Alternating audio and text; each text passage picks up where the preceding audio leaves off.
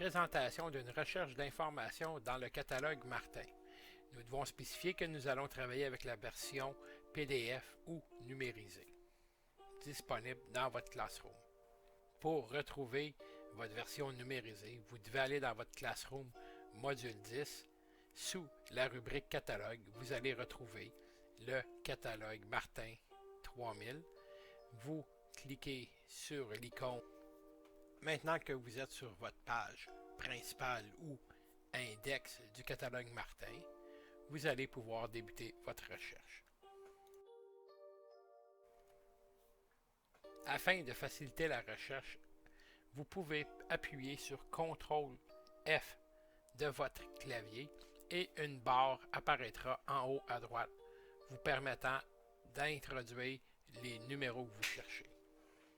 Pour notre exemple, nous allons utiliser les informations d'une roue dentée, numéro de modèle D40A TB17H. Vous pouvez constater qu'à l'instant où vous rentrez des données dans la barre de recherche, automatiquement, le catalogue vous amène à ce qui correspond le plus à votre recherche. Dans notre cas, il nous amène à la page de notre roue dentée. Voici les informations du numéro du catalogue. Le D est pour une roue double, 40 est pour le numéro de chaîne, le A est pour le type de roue dentée, TB sera pour un taper bushed ou moyeu amovible et le 17 est pour le nombre de dents. Nous regardons présentement la page du catalogue Martin qui nous amène à notre roue dentée double. Si nous regardons en haut à droite, nous avons le numéro de chaîne, nous avons le pas de la chaîne. Au centre de l'écran, nous avons une représentation de la roue dentée avec le moyeu amovible. Nous pouvons regarder la vue de profil des différents types de roues dentées. Dans le tableau en bas, nous allons trouver l'information sur le nombre de dents, sur le numéro de catalogue de la pièce, le type de bushing ou moyeu amovible, le diamètre extérieur et le pitch diameter. Maintenant, nous allons regarder le modèle du moyeu amovible ou taper bushing. Nous avons un numéro 1008.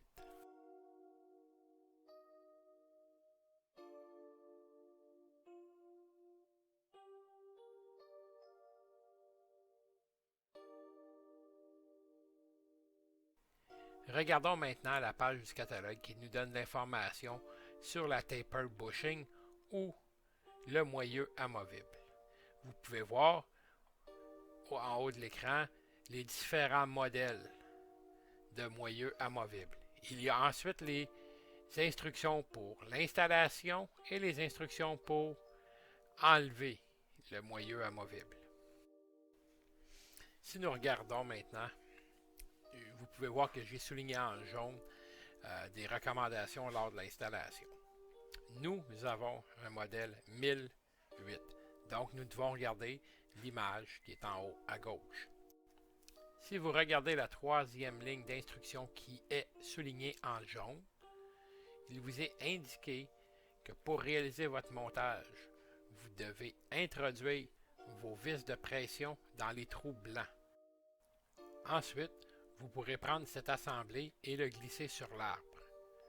Pour réussir votre montage sur l'arbre, nous verrons plus tard que vous devez continuer de serrer les vis de pression et cela va permettre un coincement entre la roue dentée et le moyeu amovible. Nous voici à la page consacrée au moyeu amovible. À droite, vous avez le tableau qui vous indique, selon le numéro de modèle, le type d'alésage que vous pouvez retrouver et le type de boulon.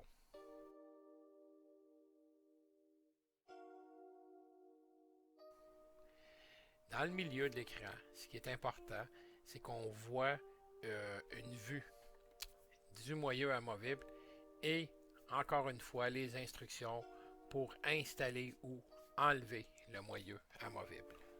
Comme vous le savez maintenant depuis quelque temps, en mécanique, le couple de serrage est très important. C'est pourquoi j'ai mis cette charte, nous pouvons voir à gauche le numéro de la bushing. Pour nous, nous avons une bushing 1008. Donc, nous allons suivre la ligne 1008. Nous savons que nos vis de pression sont d'un quart 20. Alors, le couple à appliquer sur les vis de pression lors de l'installation ne devra pas dépasser 55 livres-pouces. Il est important de respecter ces limites de couple pour ne pas endommager la roue dentée ou le moyeu amovible.